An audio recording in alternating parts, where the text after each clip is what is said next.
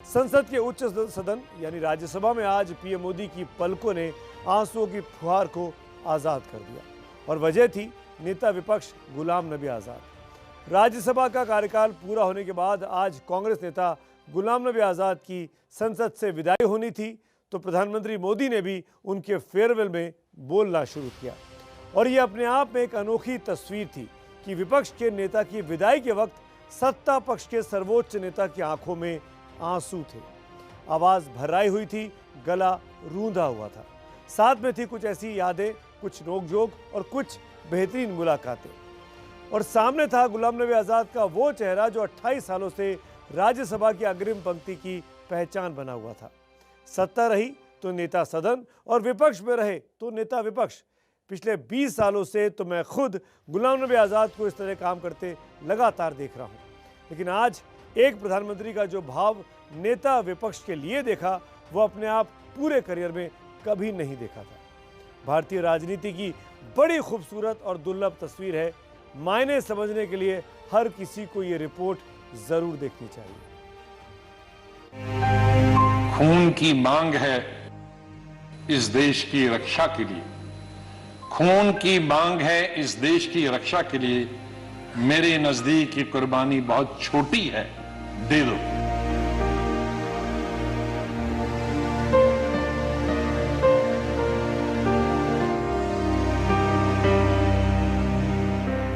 एक मित्र के रूप में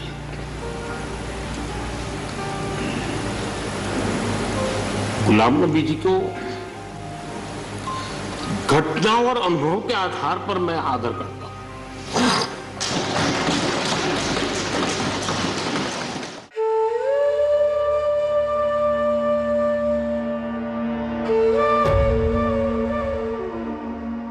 ये खुदा, ये क्या तुमने किया? मैं कैसे जवाब दूं इन बच्चों को? मैं कैसे जवाब दूं उन बहनों को जो यहां तफरी के लिए आए थे, सैर के लिए आए थे, और आज मैं लाशें लेकर इनके हवाले कर रहा हूं उनके माता पिता की। माफ करो।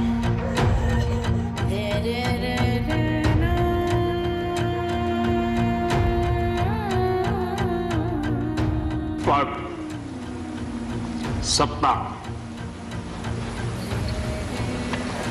जीवन में आती रहती है, लेकिन उसे कैसे पचाना,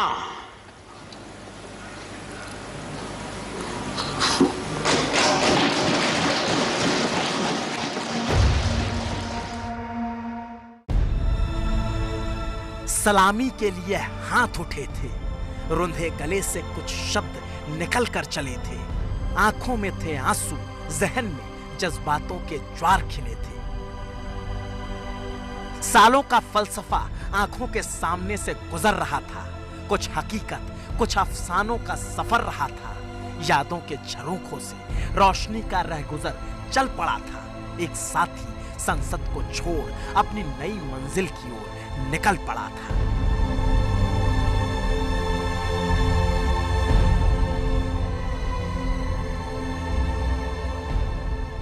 और पूरे 28 साल बाद कांग्रेस नेता और राज्यसभा में नेता विपक्ष गुलाम नबी आजाद की विदाई का वक्त आया तो आज हिंदुस्तान के लोकतंत्र की खूबसूरती का सबसे खूबसूरत नजारा दिखा, जिस नजारे ने हर किसी को अपनी ओर आकर्षित कर लिया, क्योंकि तस्वीर वाकई अजूबे से कम नहीं थी। विदाई विपक्ष के नेता की हो रही थी और भावुक मन रुधे गले से भरे तन से उसकी विदाई को सलाम सत्ता पक्ष का सबसे बड़ा नेता कर रहा था। एक बार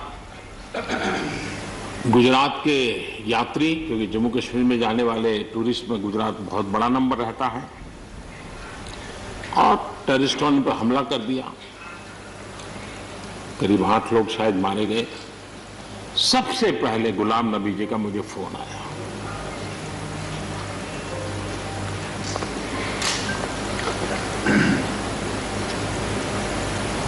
और वो फोन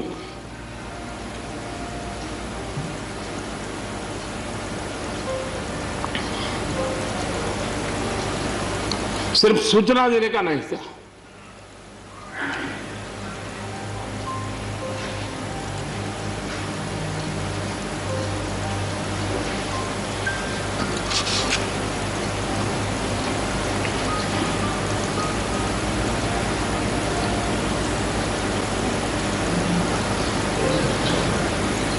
उनके आंसू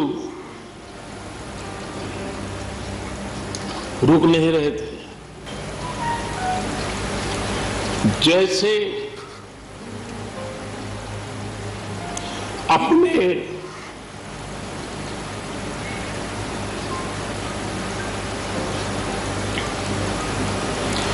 परिवार के सदस्य की चिंता करें,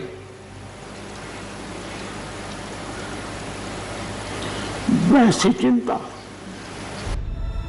साल 2007 की उस दुर्दांत आतंकी घटना को याद कर जब प्रधानमंत्री मोदी भावुक हो गए तो एक वक्त के लिए पूरी संसद सन्न रह गई। लेकिन जब गुलाम नबी आजाद की कर्मठता पर भरे गले से प्रधानमंत्री ने बताना शुरू किया तो फिर तालियों की थाप थमने का नाम नहीं ले पाई।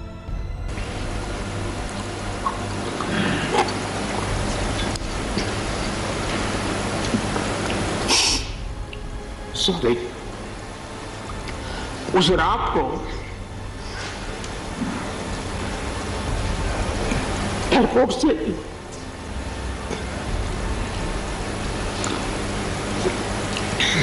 उन्होंने मुझे फोन किया और जैसे अपने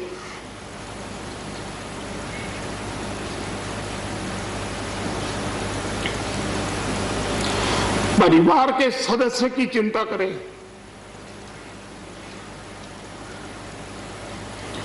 वैसी चिंता।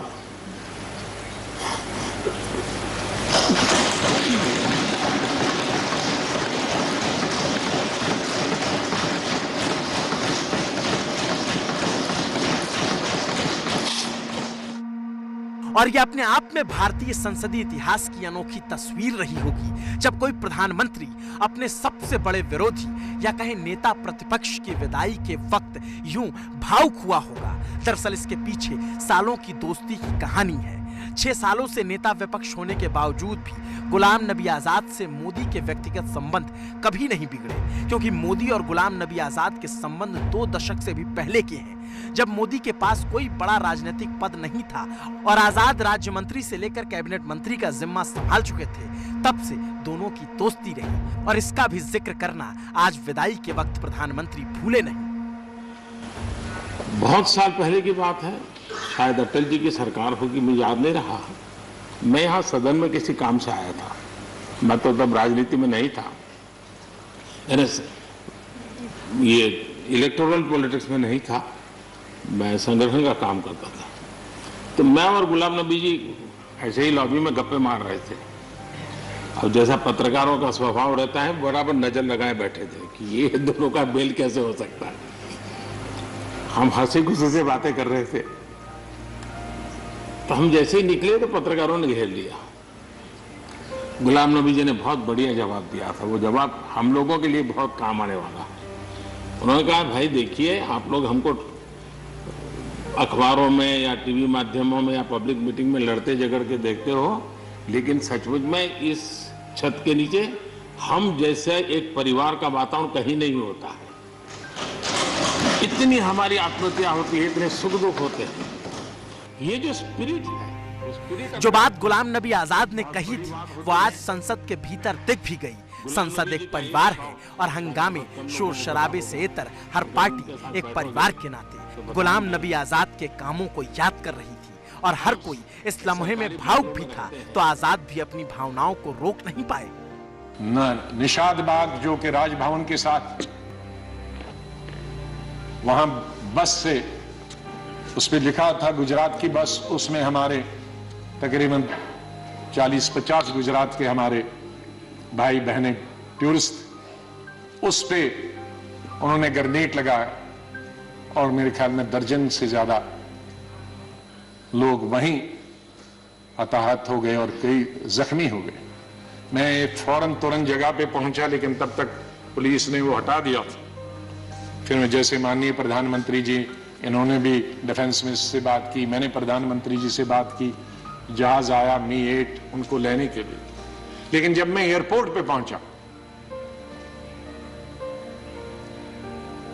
तो जाहिर है सिक्योरिटी वाले कहते हैं कि सीएम आ रहे हैं, सीएम आ रहे हैं।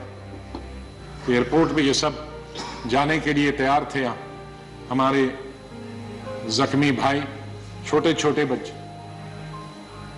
तो जब मैं एयरपोर्ट पे पहुंचा तो इन बच्चों ने, जिसका किसी का पिता मर गया था, किसी की मां मर गई थी, वो रोते रोते मेरे टांगों से जब लिपट गए तो मैं जोर से मेरी आवाजें निकल गई, ए खुदा ये क्या तुमने किया। मैं कैसे जवाब दूं इन बच्चों को, मैं कैसे जवाब दूं उन बहनों को जो यहां तफरी के लिए आए थे, सैर के लिए आए थे, और आज मैं लाशें लेकर इनके हवाले कर रहा हूं उनके माता पिता के। तो ये भावुक होने की जरूरी बात। ये बात उस वक्त की थी जब गुलाम नबी आजाद 2007 में जम्मू कश्मीर के मुख्यमंत्री हुआ करते थे, और उस वक्त एक आतंकी हमले में कई गुजरात के परिवार बिखर गए, और उस वक्त एयरपोर्ट पर जो आंसू बतौर मुख्यमंत्री गुलाम नबी आजाद की आंखों में थे, उसे फोन के जरिए बतौर गुजरात के मुख्यमंत्री मोदी ने भी महसूस किया था, जो आज उनकी आंखों के जुबानी समूचे संसद की कहानी बन गई। पद, सत्ता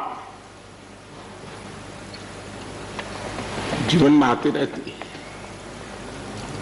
लेकिन उसे कैसे पचाना,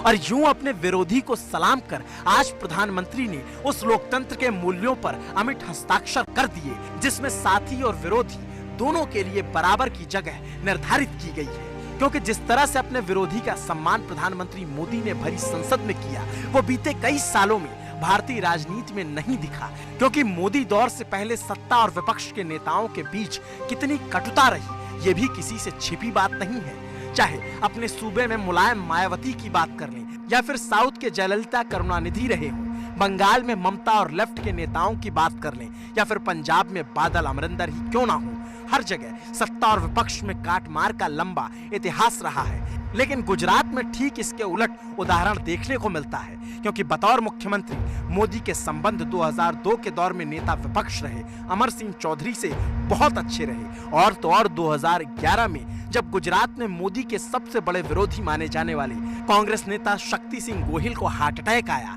तो अहमदाबाद के साल अस्पताल में पहुंचने वाले सबसे पहले नेता मोदी ही थे। और ये उस वक्त की तस्वीर है जब गुजरात की मोदी सरकार से केंद्र की कांग्रेस सरकार के बीच ठनी हुई थी। मगर राजनीति से इतर विरोधी विचारों के भी व्यक्तिगत संबंध को निभाना मोदी को बखूबी आता है। और तब शक्ति सिंह गोहिल के साथ और आज गुलाम नबी आजाद की विदाई पर प्रधानमंत्री का यूं भावुक हो जाना हम सबको यही बताता है कि विरोधियों का भी सम्मान बराबर किया जाना चाहिए। एक मित्र के रूप में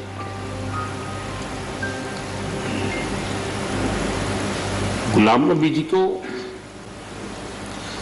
घटना और अनुभव के आधार पर मैं आदर करता हूं।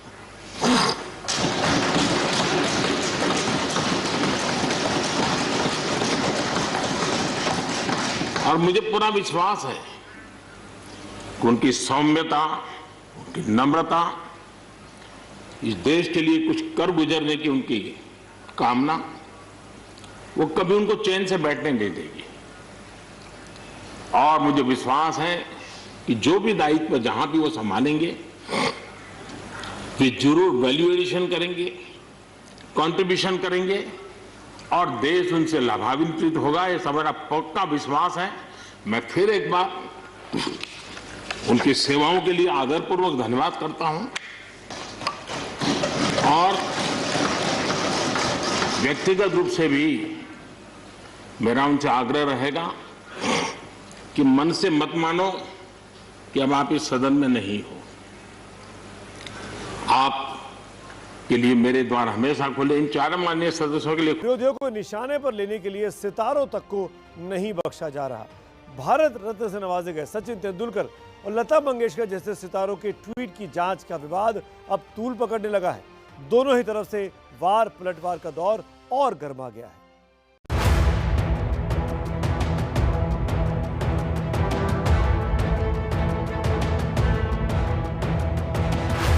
देश के वो सितारे जिनकी चमक से भारत दमकता है, देश के वो रत्न जो सिर्फ ना भारत की पहचान है बल्कि आन बान शान है।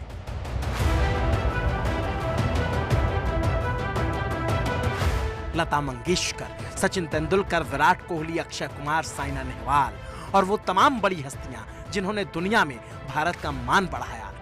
इंटरनेशनल साजिश को बेपर्दा करने के लिए जिन्होंने खुलकर मोर्चा क्या खोला, अपने ट्वीट के जरिए दुनिया को एकजुटता का संदेश क्या दिया। महाराष्ट्र पुलिस के इंटेलिजेंस विभाग उनकी जांच में लग गया और ऐसा हुआ तो राजनीति होनी लाजमी थी।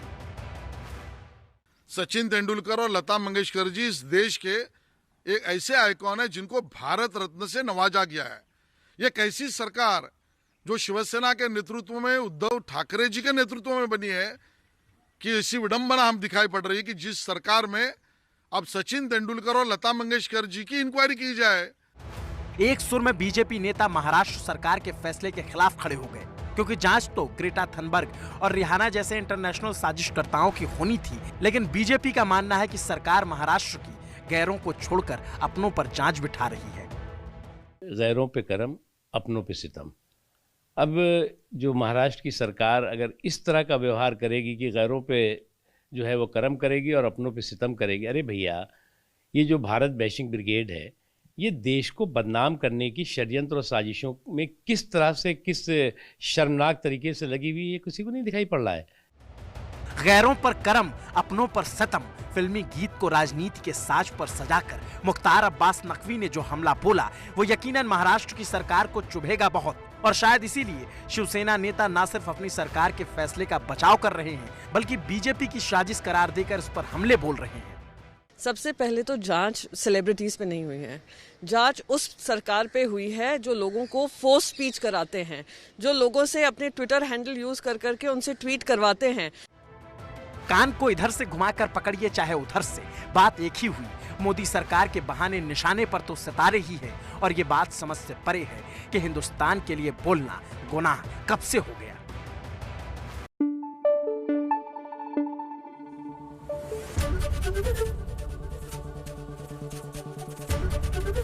एबीपी न्यूज आपको रखे आगे।